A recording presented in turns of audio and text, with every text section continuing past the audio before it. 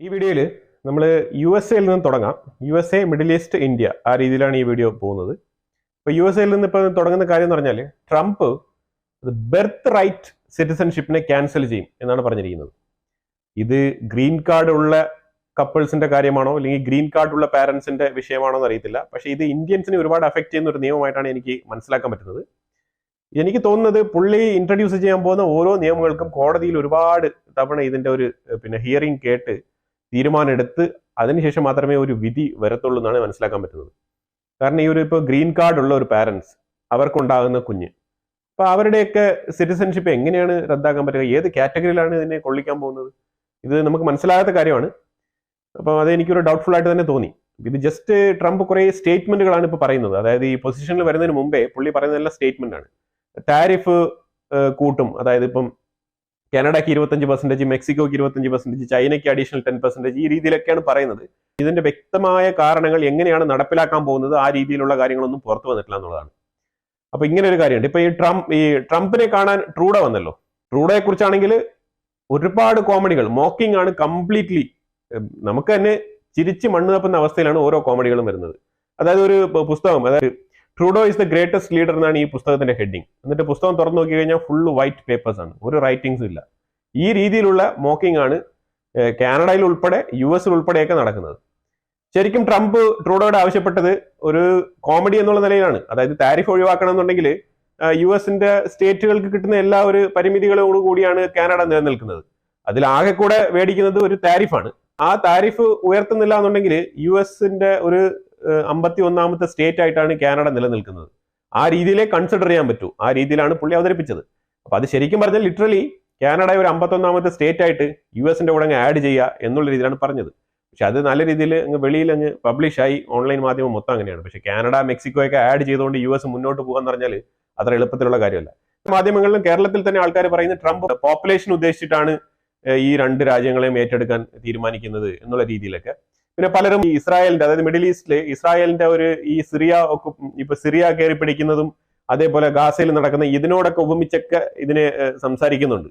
അതായത് റഷ്യ ഉക്രൈനെ പിടിക്കുന്നു, U S A അതേപോലെ തന്നെ ഈ ഒരു മെക്സിക്കോയെയും കാനഡയും ലക്ഷ്യം വെക്കുന്നു, അതുപോലെ ഇസ്രായേലിലും അതേപോലെ ലക്ഷ്യം. ഈ രീതിയിലാണ് കാര്യങ്ങളൊക്കെ വരുന്നത്. പക്ഷെ ഇങ്ങനെയൊന്നും അല്ല കാര്യങ്ങൾ. ഇത് അമേരിക്കയ്ക്ക് ഇപ്പോൾ ഒരു കാനഡയോ മെക്സിക്കോയോ അഫോർഡ് ചെയ്തുകൊണ്ട് മുന്നോട്ട് പോകാന്ന് പറഞ്ഞാൽ അത് വലിയ ബുദ്ധിമുട്ടുള്ള കാര്യമാണ്. പോപ്പുലേഷൻ ആണ് ഇതിൽ ഏറ്റവും വലിയൊരു കീ പോയിന്റ് ആയിട്ട് പലരും ഉദ്ദേശിക്കുന്നെങ്കിൽ പോപ്പുലേഷൻ ഒരു വിഷയമല്ല. അങ്ങനെയാണെങ്കിൽ പിന്നെ മൈഗ്രന്റ് ഒക്കെ പിന്നെ പുറത്താക്കേണ്ട ആവശ്യമില്ലല്ലോ, പോപ്പുലേഷൻ അല്ലേ വേണ്ടത്. ആ മൈഗ്രേഷൻ കൊടുത്താൽ പോരെ, കഴിഞ്ഞില്ലേ കാര്യം. അപ്പൊ ആ രീതിയിലല്ല കാര്യങ്ങൾ നടക്കുന്നത്. അത് ശരിക്കും പറഞ്ഞാൽ ഒരു പ്രഷറാണ്, ട്രംപിന്റെ ഒരു പ്രഷർ ഇടുന്ന ഒരു ട്രംപിന്റെ, അതായത് ഒരു ബിസിനസ്മാന്റെ എല്ലാ തരത്തിലുമുള്ള ഒരു പ്രഷർ അപ്ലൈ ചെയ്യുന്ന ഒരു മെത്തേഡാണ് ആ രീതിയിൽ സംസാരിക്കുക എന്നുള്ളത്. ടാരിഫ് കൂട്ടി, അപ്പൊ അത് കുറയ്ക്കണം എന്ന് പറഞ്ഞു കഴിഞ്ഞാൽ ഒരിക്കലും കൗണ്ടർ ചെയ്യാൻ പറ്റാത്ത രീതിയിലുള്ള ഒരു ഉത്തരം കൊടുക്കുക. അതാണ് ട്രംപ് ട്രൂഡോയ്ക്ക് കൊടുത്ത ഒരു ഉത്തരം. അത് അത്രയേ ഉള്ളൂ. ആ രീതിയിൽ അതിന് ഡിപ്ലോമാറ്റിക് ആയിട്ട് കണ്ടാൽ മതി. റെഡ് സീയുടെ ഗൾഫ് ഓഫ് ഏഡൻ ആ ഭാഗത്ത് 3 ചരക്ക് കപ്പലുകൾ, അമേരിക്കയുമായിട്ട് ബന്ധപ്പെട്ട കപ്പലുകളാണ്. ആ കപ്പലുകൾക്ക് നേരെ ഹൂത്തികളുടെ ആക്രമണം ഉണ്ടായി. അതിൽ കപ്പലുകൾക്ക് ചെറിയ തോതിലുള്ള കേടുപാടുകൾ സംഭവിച്ചിട്ടുണ്ട് എന്നാണ് അറിയാൻ പറ്റുന്നത്. പക്ഷെ അതിന്റെ ഫൂട്ടേജസ് ഒന്നും പുറത്തു വന്നിട്ടില്ല. അതേസമയം ഹൂത്തികൾക്ക് നല്ല രീതിയിലുള്ള തിരിച്ചടി യു എസ് എയുടെ ഭാഗത്ത് നിന്ന് കൊടുത്തിട്ടുണ്ട് എന്നാണ് മനസ്സിലാക്കാൻ പറ്റുന്നത്. പക്ഷെ എന്നാലും ഹൂത്തികൾ പല രീതിയിലുള്ള വീഡിയോസ് ഒക്കെ ഫാബ്രിക്കേറ്റ് ചെയ്ത്, പഴയ വീഡിയോസ് ഒക്കെ ഇങ്ങനെ ആർക്കൈവ് വീഡിയോസ് ഒക്കെ എടുത്ത് കമ്പൈൽ ചെയ്ത് പുതിയ വീഡിയോ ആയിട്ടൊക്കെ പുറത്തിറക്കിയിട്ടുണ്ട്. ആ വീഡിയോ കാണുമ്പോൾ നമുക്ക് അങ്ങനെയാണ് മനസ്സിലാക്കാൻ പറ്റുന്നത്. അതുകൊണ്ടാണ് ഞാനത് വീഡിയോയുടെ പബ്ലിഷ് ചെയ്യാത്തത്. ഡമസ്കസിന്റെ, അതായത് സിറിയയുടെ തലസ്ഥാനമായ ഡമസ്കസിന്റെ 10 കിലോമീറ്റർ അകലെ, ഏതാണ്ട് 9 കിലോമീറ്റർ അകലെയുള്ള സിറ്റി ആയിട്ടുള്ള കറ്റാന എന്ന് പറഞ്ഞ സിറ്റി വരെ ഇസ്രായേലിന്റെ IDF എത്തിയിട്ടുണ്ട്. ഈ കറ്റാന സിറ്റി നിലവിൽ IDFന്റെ കൺട്രോളിലാണ്. Just 10 kilometre. ഇത് ഹെർമോൺ മലനിരകളിൽ നിന്നും കുറച്ചുകൂടെ അങ്ങോട്ട് ഉള്ളിൽ നീങ്ങിയാണ്, ഒരുപാട് ഉള്ളിൽ നീങ്ങിയാണ് കേട്ടോ. ആ രീതിയിലാണ് ഇത് ഇസ്രായേൽ ഈ സ്ഥലങ്ങൾ ക്യാപ്ചർ ചെയ്തിരിക്കുന്നത്. ഇസ്രായേൽ അറ്റാക്ക് ചെയ്ത നിർണായകമായ സ്ഥലങ്ങളിൽ ഒന്നാണ് സിറിയയിലെ മിലിറ്ററി എയർപോർട്ട് തച്ചുടച്ച് കളഞ്ഞിരിക്കുകയാണെന്നുള്ളതാണ്. ഇതൊരു നിർണായകമായ പോയിന്റ് ആണ്. പിന്നെ അത് കൂടാതെ ഒരു സ്ഥലം അറ്റാക്ക് ചെയ്തത് സിറിയ ലെബനാൻ കണക്ടിവിറ്റി, ക്യുസൈർ എന്ന് പറഞ്ഞ സ്ഥലത്താണ് അവർ അറ്റാക്ക് നടത്തിയത്. ഈ ക്യുസൈർ എന്ന് പറഞ്ഞത് സിറിയയ്ക്കും ലെബനാനിലും ഇരിക്കുന്ന ഒരു ഏക കണക്ടിവിറ്റി ആയിരുന്നു. അത് ആ കണക്ടിവിറ്റി പോയിന്റ് ആണ് തച്ചുടച്ചത്. ശരിക്കും പറഞ്ഞാൽ ഈ സിറിയയിലുള്ള ഇസ്രായേലിന്റെ ഈ ഒരു അറ്റാക്കിനെ എങ്ങനെയാണ് വിലയിരുത്തുന്നത് പറഞ്ഞാൽ, അതായത് ഇസ്രായേൽ വിജയിച്ചിരിക്കുകയാണ്, ഒരു വാറും കൂടാതെ, അതായത് യുദ്ധമില്ലാണ്ട് വിജയിച്ചിരിക്കുകയാണ് സിറിയയിൽ ഇസ്രായേൽ. അതാണ് ശരിക്കും ഇസ്രായേലിന്റെ ഈ ഒരു സിറിയൻ അറ്റാക്കിനെ കുറിച്ച് വെസ്റ്റേൺ മീഡിയാസ് പോപ്പപ്പ് ചെയ്യുന്നത്. ഈ ബഷർ അൽ അസാദിന്റെ ഫാദർ ആയിട്ടുള്ള ഹഫീസ് അൽ അസാദ് പുള്ളിയുടെ ഖബറിടം തീയിട്ട് നശിപ്പിച്ചിരിക്കുകയാണ് ഈ പുതിയതായിട്ട് വന്ന് ചാർജ് എടുത്തിരിക്കുന്ന വിമതർ. ഇസ്രായേൽ പഴയ അസാദ് റെജീമിന്റെ ഫുൾ പോസ്റ്റുകൾ, മിലിറ്ററി പോസ്റ്റുകൾ മൊത്തം ചെക്ക് ചെയ്ത് അവിടുത്തെ വെപ്പൺസ്, അതേപോലെ അവിടുത്തെ ആയുധങ്ങൾ മൊത്തം നശിപ്പിക്കുകയും പിടിച്ചെടുക്കാൻ പറ്റുന്ന അത്രത്തോളം സാധനങ്ങൾ പിടിച്ചെടുക്കുകയും ചെയ്തിട്ടുണ്ട്. വെപ്പൺസ് കുറെ സീസ് ചെയ്തിട്ടുണ്ട് എന്നുള്ളതാണ്. ഈ ബന്ദികളെ വിട്ടുകിട്ടുന്നതുമായിട്ട് ബന്ധപ്പെട്ടുള്ള ഒരു ചർച്ച ഇന്ന് മുന്നോട്ട് കൊണ്ടുപോയിരുന്നു. ഖട്സ് ആണ് ഇതിനെ മുന്നോട്ട് കൊണ്ടുപോയത്. അപ്പൊ അതിൽ ശരിക്കും പറഞ്ഞാൽ നിർണായകമായ ചില തീരുമാനങ്ങൾ ഉണ്ടായിട്ടുണ്ട്. പക്ഷെ അതിപ്പോ ഓപ്പൺ ആയിട്ട് പബ്ലിക്കലി പറയുന്നില്ല. അതായത് ഈ സിറിയയിലുണ്ടായ വീഴ്ച, ഹമാസിന് ഗാസയിൽ ഉണ്ടാകുന്ന ഒരു അടിപതറൽ, അതുപോലെ തന്നെ ഇറാൻ മെയിൻ ആയിട്ട് വീക്കായിരിക്കുന്ന ഒരു അവസ്ഥ, ഈ ഹിസ്ബുള്ളയുടെ ഈ ഒരു സാഹചര്യം, ഇതെല്ലാം വിലയിരുത്തിക്കൊണ്ട് വലിയ തോതിലുള്ള കണ്ടീഷൻസ് ഒന്നും തന്നെ ഇല്ലാതെ ഈ ഒരു മൊത്തം ഹോസ്റ്റേജസിനെയും മൊത്തം ബന്ദികളെയും വിട്ടുകിട്ടാനുള്ള മാർഗം ഒരുങ്ങുന്നുണ്ട് എന്നുള്ളതാണ് ആ മീറ്റിംഗ് കഴിഞ്ഞിട്ട് വന്ന ഇസ്രായേലിന്റെ റെപ്രസെന്റേറ്റീവ് പറഞ്ഞിരിക്കുന്നത്. ഖൊമേനി വല്ലാത്ത മാനസികാവസ്ഥയിലാണ്. അതായത് തുർക്കിയുടെ ഭാഗത്ത് നിന്ന് കിട്ടിയ ഒരു ചതി, അതാണ് പുള്ളിയെ കൂടുതൽ വേദനിപ്പിക്കുന്നത്. തുർക്കി ഇത്രയും നാളും ഇങ്ങനെ ഹായ് ബായ് പറഞ്ഞ് സംസാരിച്ചുകൊണ്ടിരുന്നിട്ട് തുർക്കി ഹിസ്ബുള്ളയെ മാനസികമായിട്ട് തന്നെ വെറുത്തൊതുക്കി മൂലയിൽ വെച്ചിരിക്കുകയായിരുന്നു. ഒരു രീതിയിലുള്ള സപ്പോർട്ടും വാഗൊണ്ട് പറയുന്നല്ലാണ്ട് പ്രാവർത്തികമായിട്ട് അവർക്ക് ആത്മാർത്ഥമായ സപ്പോർട്ടില്ല എന്നുള്ളത് ഇന്ന് ഖൊമേനിക്ക് മനസ്സിലായി. ഈ വയസ്സാം കാലത്ത് ഇങ്ങനെ ആൾക്കാരൊക്കെ ഇങ്ങനെ കുത്തി നോവിപ്പിച്ചു കഴിഞ്ഞാൽ അത് ഭയങ്കര ബുദ്ധിമുട്ടുള്ള കാര്യമാണ്. ഒന്നാമതേ പുള്ളി വളരെ അവശനായ നിലയിലാണ് ഈ കാര്യങ്ങളൊക്കെ മുന്നോട്ട് കൊണ്ടുപോകുന്നത്. അപ്പൊ ആ രീതിയിൽ ഈ ഖൊമേനി പറഞ്ഞിരിക്കുന്നത് US ഉം ഇസ്രായേലും ഇത് ചെയ്യും. സാധാരണ ഈ സിറിയയിൽ അവർക്ക് ഒരു ഓപ്പർച്യൂണിറ്റി കിട്ടി കഴിഞ്ഞാൽ അവർ ഇത് ചെയ്യും. സിറിയയുടെ ഭരണകൂടം വീണതിൽ അസാദിന്റെ ഭരണകൂടം വീണതിന് USA-യും അമേരിക്കയും തന്നെയാണ് കാരണം.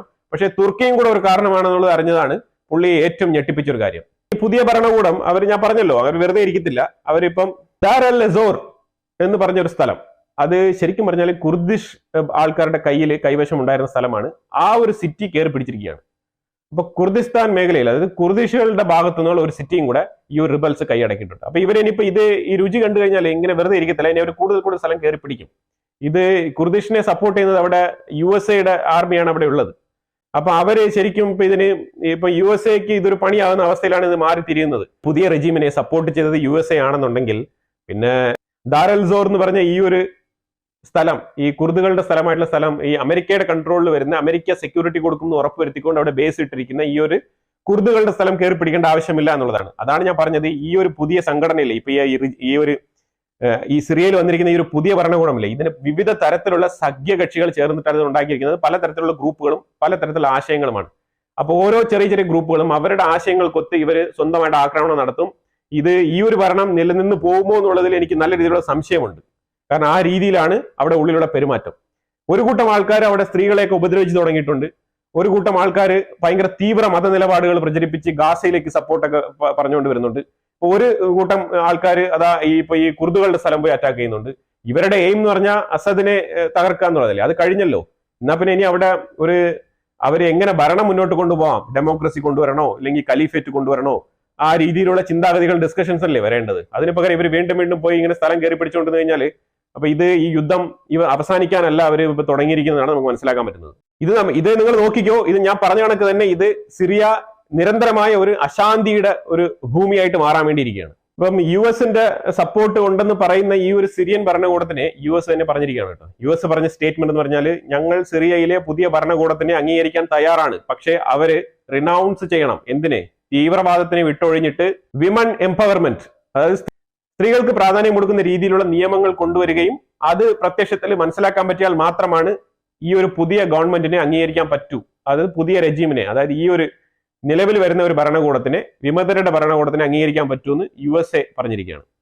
എല്ലാവരും പറഞ്ഞത് USA-യുടെ സപ്പോർട്ടോട് കൂടിയാണ് വന്നിരിക്കുന്നത്. പിന്നെ USA-ക്ക് കണ്ണുടച്ചങ്ങ് ഓക്കെ പറഞ്ഞാൽ പോരെ.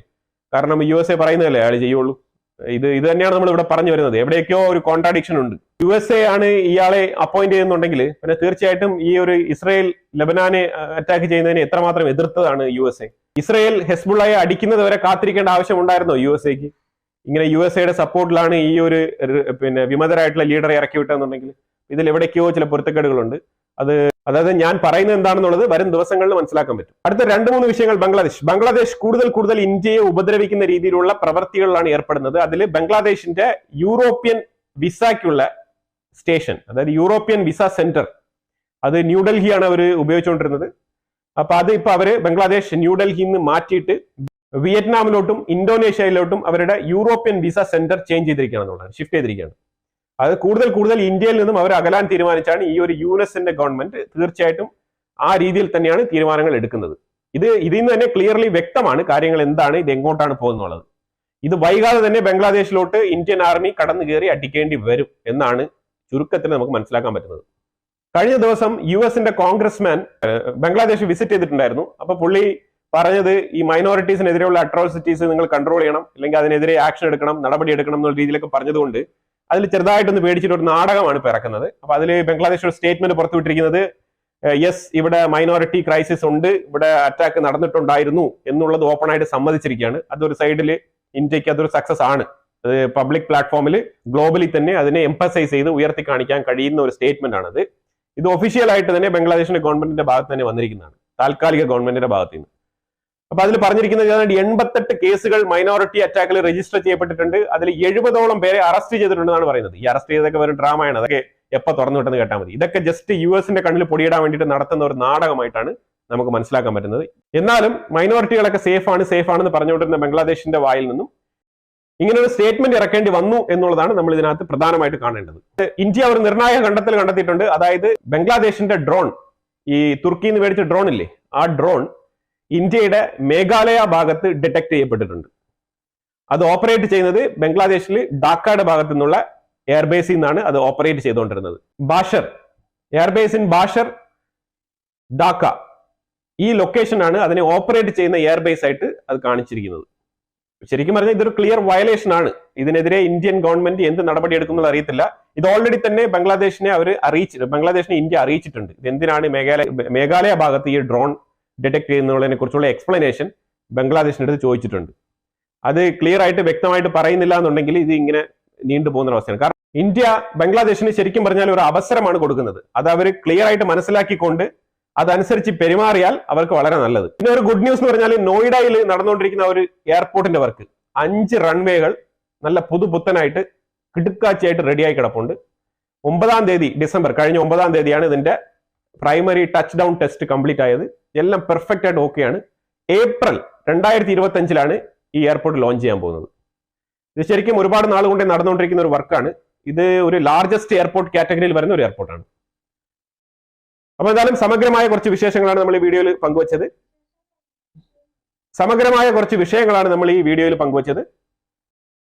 ഇതേക്കുറിച്ചുള്ള നിങ്ങളുടെ അഭിപ്രായങ്ങൾ കമന്റ് ബോക്സിൽ രേഖപ്പെടുത്തുക. വീഡിയോ ഇഷ്ടപ്പെട്ടു കഴിഞ്ഞാൽ ലൈക്ക് ചെയ്യുക, ഷെയർ ചെയ്യുക. നിങ്ങൾ ആദ്യമായിട്ടാണ് ഈ ചാനൽ കാണുന്നുണ്ടെങ്കിൽ മറക്കാതെ ചാനൽ സബ്സ്ക്രൈബ് ചെയ്യുക. വീണ്ടും അടുത്തൊരു വിഷയമായിട്ട് വരാം. Thank you so much.